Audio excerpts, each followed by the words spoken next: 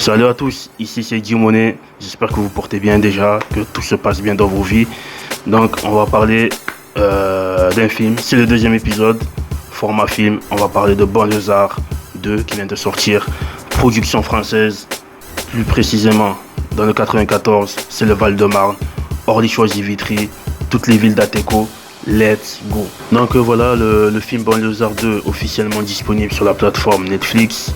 Il y a eu le 1 qui est sorti en 2019, donc ceux qui n'ont pas vu, enchaînez le 1, ensuite le 2. Donc il y a eu Banlieusards 1, Banlieusards 2. Les films sont réalisés par Kerry James et Leila C. Kerry James, c'est un personnage incontournable du rap français. C'est à refaire, hardcore, ma vérité, à l'ombre du show business, réel, etc. etc. Par contre, pour à l'ombre du show business, il y a le titre Banlieusards, le morceau phare Banlieusards qui est sorti en 2008. Le morceau dure 8 minutes. Il véhicule un message, il passe un message. Et des années plus tard, il développe le morceau et il en a fait un film en fait. Et qui est sorti en 2019. Voilà. Le film est très bon. Franchement, le film est meilleur que le premier. Mieux réalisé. Ils ont vraiment corrigé les défauts qu'il y avait dans le premier. Les acteurs ont évolué aussi en tant que jeu d'acting, ils ont mieux joué.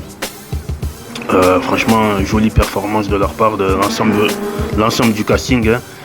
Le film est plus concentré, je trouve, sur Demba, le personnage Demba qui est joué par Kerry James. Tandis que le 1 était plus concentré sur le personnage qui joue l'avocat, Suleiman, le petit frère de Demba, lui qui est au milieu. Il y a 3 frères dedans. Donc Demba est... Non. Suleiman est au milieu, donc voilà, le film il est agréable à regarder.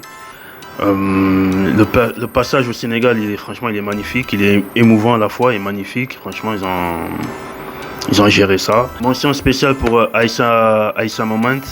J'espère que je l'ai bien dit. Aïssa Moment, qui est connue mais pas connue dans le milieu du cinéma, qui est plus connue en tant qu'experte en relations humaines, une sorte de coach de relations humaines, on va dire.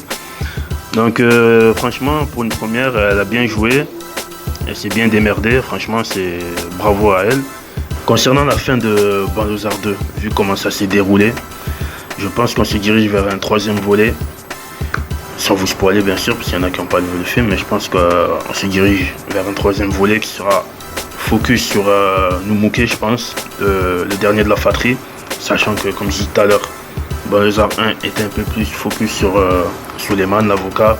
Banlieusards 2, un peu plus focus sur Demba.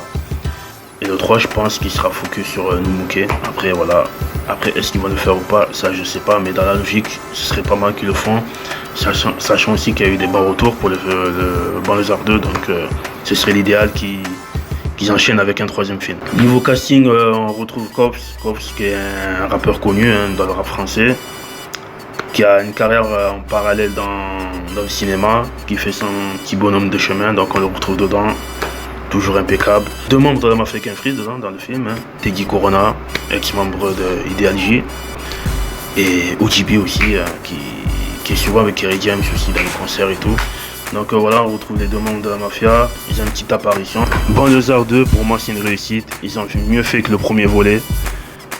C'est compliqué de faire mieux que le précédent de base, c'est compliqué parce qu'il y a beaucoup qui font des suites. Et malheureusement ça marche pas comme il fallait, tout ne se passe pas comme prévu malheureusement. D'autres réussissent, mais il y en a qui ont échoué. Et là ils ont réussi dans ce challenge. Et franchement bravo à eux, c'est fort, c'est fort. À la fin de la vidéo, j'espère que vous avez apprécié. N'oubliez pas de partager, liker. Vous connaissez la procédure. Le premier épisode sur Top Boy est toujours disponible sur ma chaîne YouTube. N'hésitez pas à aller jeter un coup d'œil. Il dure un quart d'heure. Il est un peu plus long.